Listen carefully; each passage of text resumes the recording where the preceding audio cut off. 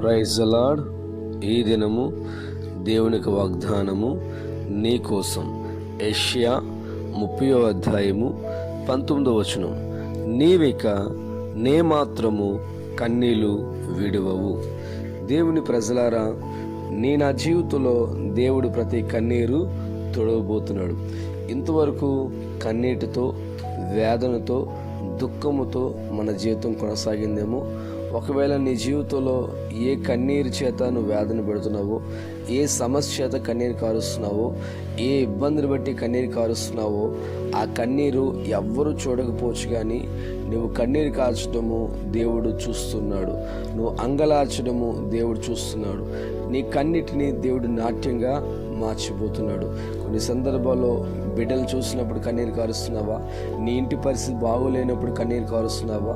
కొన్నిసార్లు నీ జీవితం ఏంటో నీకు అర్థం కాక, కొన్ని సందర్భాల్లో నీ జీవితము అల్లాడిపోతున్నప్పుడు కన్నీరు కారుస్తున్నావా? నువ్వు ఏ రూపంలో కన్నీరు కాచినా దేవుడు నీ కన్నీరు చూస్తున్నాడు. రుజువు ఏమిటంటే, బైబిల్ గ్రంథంలో యెషయా గ్రంథం 38వ అధ్యాయంలో హిజ్కియా అనే భక్తుడు ఉంటాడు.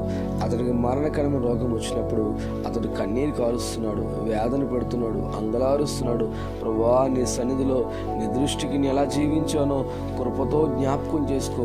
తన పరిస్థితి అంతా దేవుడు చెప్తున్నప్పుడు దేవుడు నేరుగా యెషయాతో యెషయాతో వెళ్ళి మాట్లాడుతున్నప్పుడు యెషయా హిజ్కియాతో చెప్తున్నమాట, హిజ్కియా, నువ్వు కన్నీళ్ళు విడిచుట చూచితిని, నీ ప్రార్థన నేను అంగీకరించి ఉన్నాను. చూడండి, హిజ్కియా కన్నీరు కారుస్తుంటే ఆ కన్నీరు దేవుడు చూశాడు. చూడమే కాదు, కానీ మరణమవుతున్న వ్యక్తిని జీవముతో దేవుడు హిజ్కియాని పైకి లేపాడు. 15 సంవత్సరాల ఆయుస్సును దేవుడు హిజ్కియా జీవితంలో అనుగ్రహించాడు.